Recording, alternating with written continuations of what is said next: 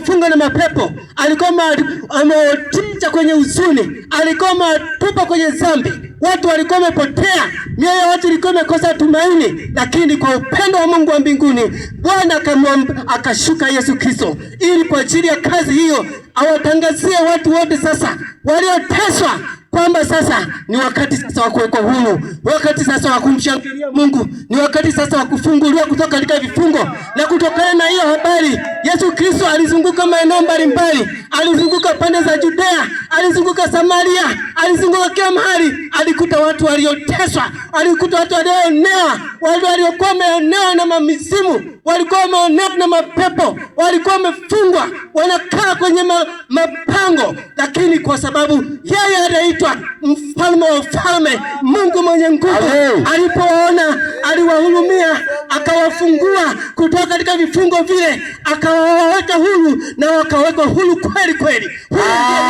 Hubiri mahali hapa. Haleluya, haleluya, haleluya. Amen, amen, amen. Uzima wake ni wa bure.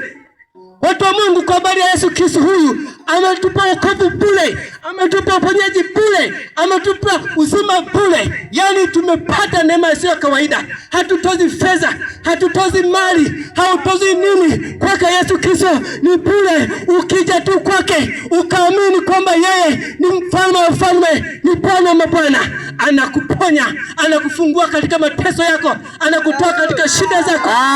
Huru. Haleluya, haleluya. Amen. Amen. Ndio maana tunahubiri hii, kwa maana kwamba huu ni wokovu wa bure. Huu ni wokovu wa bure. Na ndio maana hapa alipo hatujatumia vifaa vyote vile, hatujaja vitu vyote vile. Tumeleta tu njia au tumeleta habari tu za Yesu Kristo. Ukimwamini Yesu Kristo, ukimtumikia Yesu Kristo, ukiamini kwamba Yesu Kristo aje ndani ya moyo wako, ukaamini, tukakuombea, anashuka, anakwenda kuweka makao, anakutetea, anakutoa kwenye vifungo vyako, anakutoa kwenye mateso yako, unakuwa huru ukishangilia. Haleluya, amen. Alipofika sehemu moja inaitwa